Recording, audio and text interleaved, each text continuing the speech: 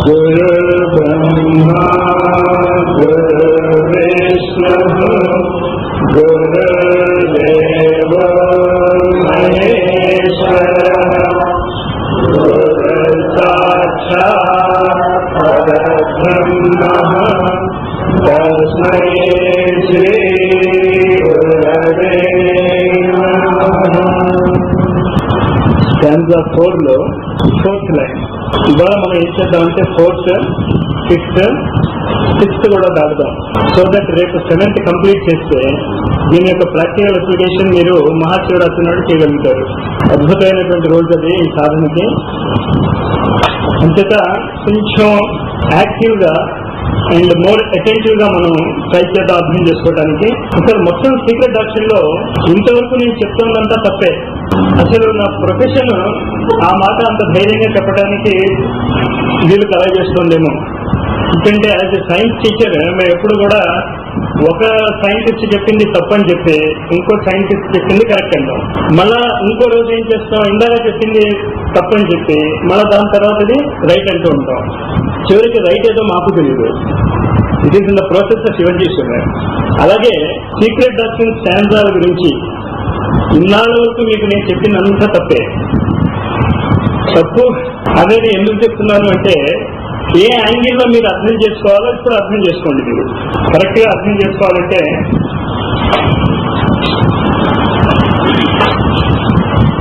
దీన్ని మనం health scheme ని చదువుతున్నాము. ఈ హెల్త్ స్కీమ్ లో 1, 2, 3, 4, 5, 6, 7 చైన్స్ ఉన్నాయి. ఈ 7 చైన్స్ లో 49 గ్లోబ్స్ ఉన్నాయని చదువుకున్నాము. ఇంతవరకు కన్ఫ్యూజన్ ఏం లేదు కదా.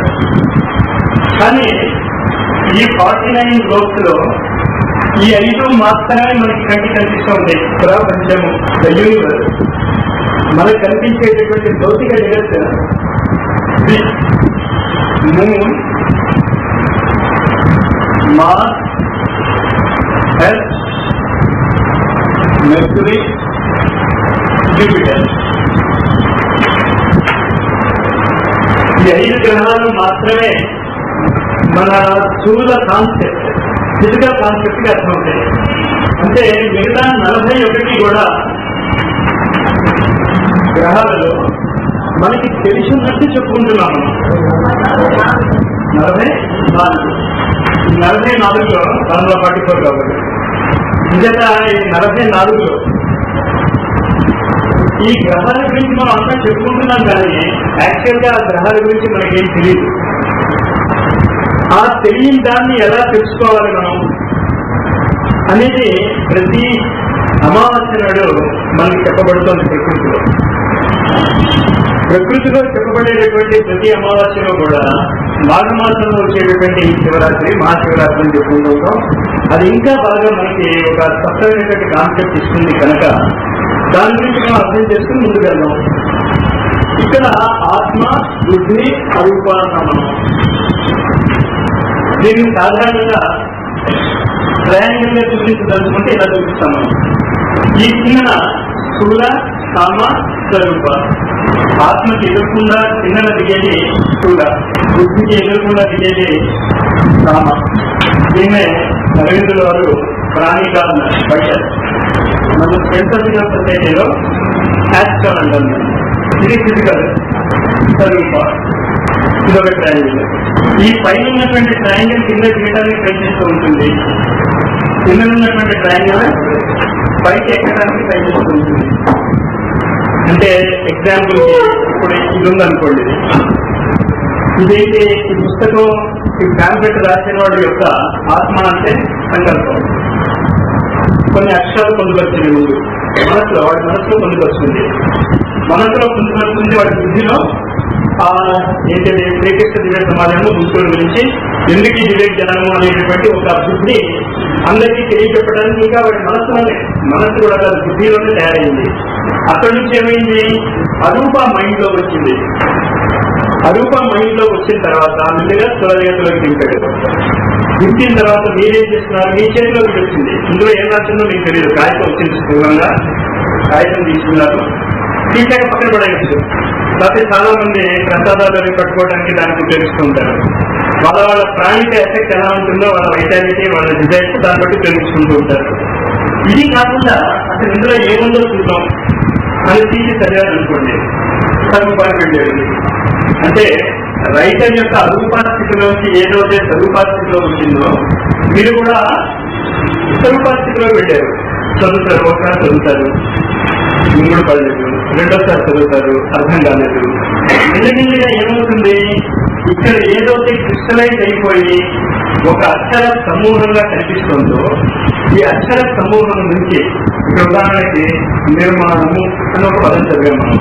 నిర్మాణం, construction. A type of construction, ఎలాంటి కన్స్ట్రక్షన్ అంటే మనం ఫిలాసాఫికల్ లాంగ్వేజ్ లో చదువుతున్నాం కనుక ఇది స్పిరిచువల్ కన్స్ట్రక్షన్ గురించి చెప్తున్నాడేమో అని విలీనంగా ఎక్కడికి చేరుకుంటాం మనం? వీడి యొక్క రైటర్ యొక్క అరూపాస్థితికి చేరుకుంటాం. రైటర్ యొక్క అరూపాస్థితికి చేరుకున్నాము అంటే అర్థం ఏంటి? రైటర్ యొక్క అనుగ్రహము మన మీద వచ్చింది. అది ఎప్పుడైతే ఇక్కడ చేరుకుంటామో రైటర్ యొక్క సంకల్పము మనకు అర్థమవుతుంది, బుద్ధి మనకు అర్థమయ్యి అప్పుడు ఈ క్లాస్ ఏర్పడుతుంది. ఇది డిసెన్షన్, ఇది అసెన్షన్. ఫిజికల్ ప్లేన్ మ్యాటర్స్ లో, భౌతిక జగత్తులో ఇందులో ఎక్స్పర్ట్స్ అయిపోయాము. ఏ విషయం గురించి అయినా భాషా పరిజ్ఞానం ఉంటే చాలు. మనకి భాషా పరిజ్ఞానం ఉంటే ఆ భాషని కలుపుకుని ఒక వాక్య నిర్మాణం మనం చేసుకోగలుగుతూ ఉంటే ఆ వాక్య నిర్మాణాన్ని బట్టి ఆ వ్యక్తి ఏమి చెప్పదలుచుకున్నాడో, వాడు ఏం చెప్పాడో కాదు, వాడు ఏమి చెప్పదలుచుకున్నాడో మనం తెలుసుకుంటాం. ఈ యాంగిల్ లో కనుక మీరు ఆలోచిస్తే ఇక్కడ తంత్రాల్లో 2 ఆస్పెక్ట్స్ వస్తాయి.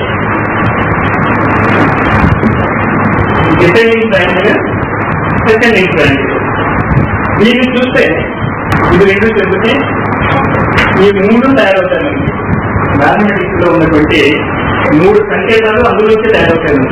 ఒకటి మల్టిప్లికేషన్, ఒకటి కలపటము, మూడోది ఈక్వల్ టు.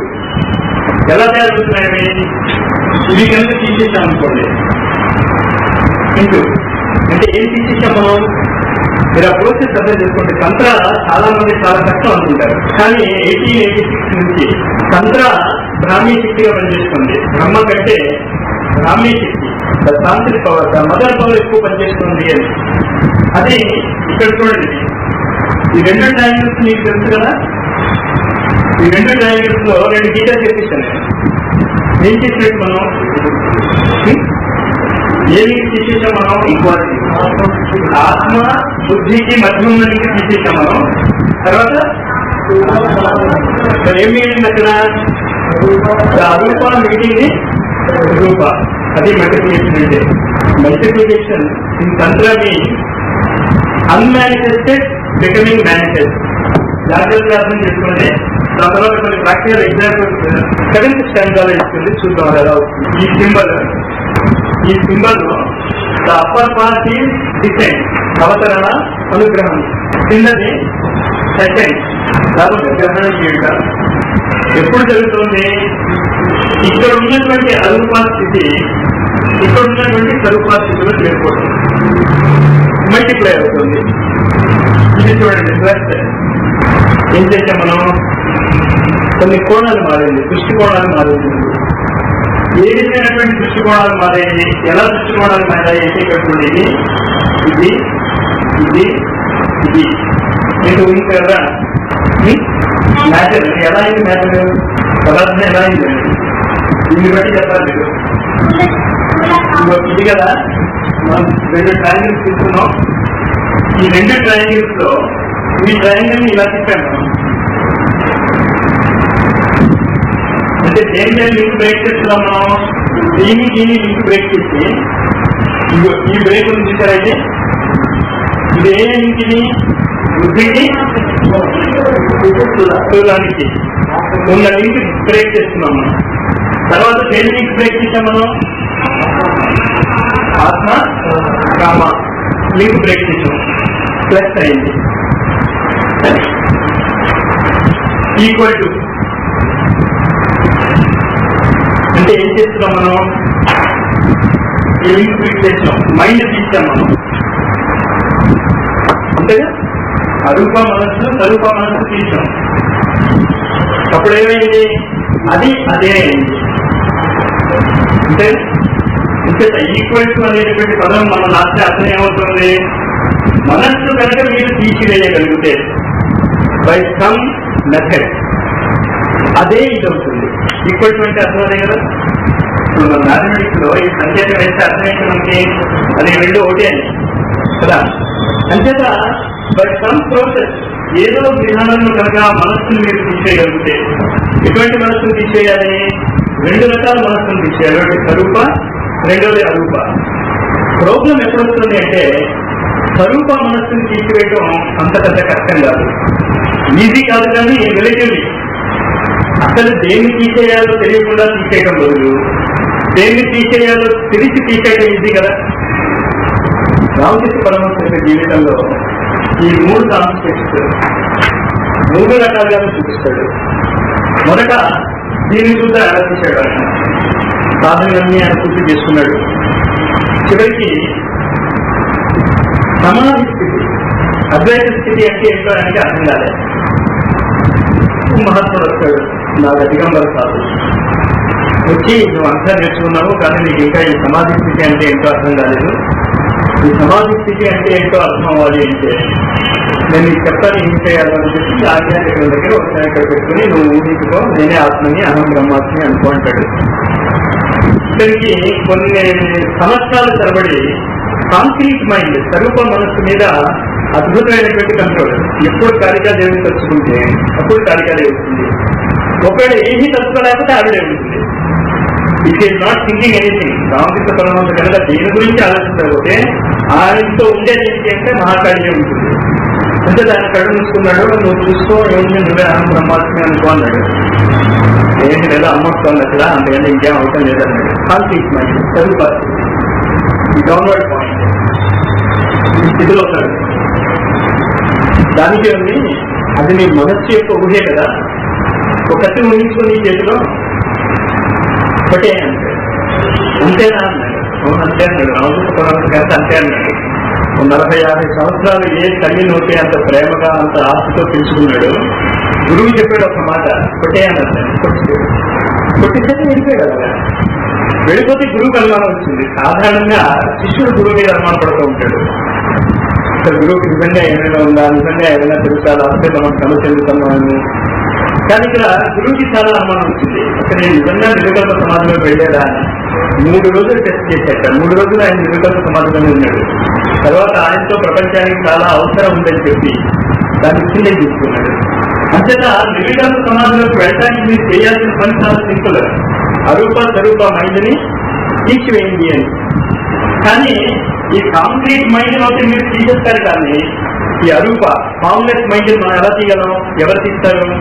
ఫార్మ్లెస్ మైండ్ అంటే ఎక్కడ నుంచి చూస్తుంది, అది పైన చూస్తుంది. అంటే అనుగ్రహం ఉంటే తప్ప మీరు మనస్సుని తీసేయలేదు అని చెప్పే లాభం కాదు. సరే, ఇది ఎందుకు చెప్తున్నాను అంటే నేను కొంతమంది అడిగారు, థియాసఫీకి అనుగ్రహానికి ఏదైనా లింక్ ఉందా అంటే లింక్ ఉంది. దానికి ఏ విధమైనటువంటి లింక్ ఉంటుందో చెప్పడానికి ప్రయత్నించాను నేను. కానీ ఈ సింబల్స్ ఉన్నాయే, దీన్ని కంటిన్యూ చేస్తాను తర్వాత. మీ అందరి దగ్గర ఎన్జిఓ గారి అందులో ఫిగర్ 1 చూడండి, ఫిగర్ 2 ప్లేన్స్ ఆఫ్ నేచర్. దాంట్లో fourth line, this was the army of the voices, the divine mother of the seven, the sparks of the seven are subject to and the servants of the first, the second, the third, the fourth, the fifth, the sixth, and the seventh of the seven. These sparks are called spheres, triangles, cubes, lines, and modulars. For thus stands the eternal Nirvana, the Vayatu, which is 7 planes లో మొదటిది ఆది, రెండవది అనుపాదక, మూడవది ఆత్మ. తర్వాత మన sequence లో వస్తాయి. ఇంకా సీక్వెన్స్ లో మనం ఇక్కడ కాస్త అనుపాదక కల్పించకుండా ఇన్విజిబుల్ కరెక్ట్ స్టేట్ లో ఉందండి, అది అదేంటో చూడండి. ఇప్పుడు ఇక్కడ చూస్తున్నా నేను, this was the army of the voice, the divine mother of the seven. ఈ ఏడింటికి కూడా మదర్ అది. దీన్నే మొన్న అరవింద యోగాలు ఈ చిన్న కణంలో కూడా ఆల్ 7 ప్లేన్స్ మేనిఫెస్ట్ అవుతాయి. ఒకదాని తర్వాత అన్మానిఫెస్ట్ స్టేట్ అనేటువంటి ఒకదాని తర్వాత ఒకటి మేనిఫెస్ట్ అవుతూ ఉంటాయి అనుకున్నాం. This was the army of the boy, the divine mother of the 7. The sparks of the 7 are subject to. ఇప్పుడు 7 స్పార్క్స్ వచ్చాయి ఆది నుంచి. ఆదిలో ఒకటి, అందులో కిందకి అనుపాదక, ఆత్మ, బుద్ధి, అరూప, స్వరూప, కామ, స్థూల. 7 స్పార్క్స్ ఫ్రమ్ ద 1. 7 ప్లేన్స్ ఏర్పడ్డాయి. మీరు ఈ బొమ్మ మీ దగ్గర ఉంటే చూడండి.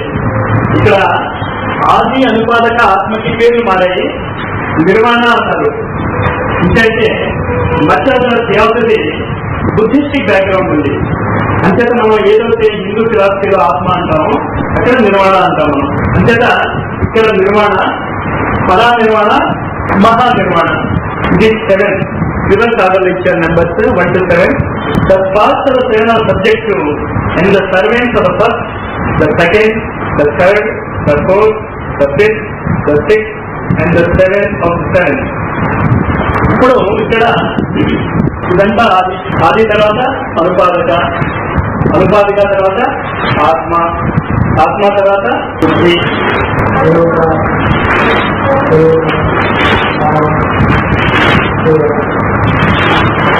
7 ప్లేన్స్ తయారయ్యాయి.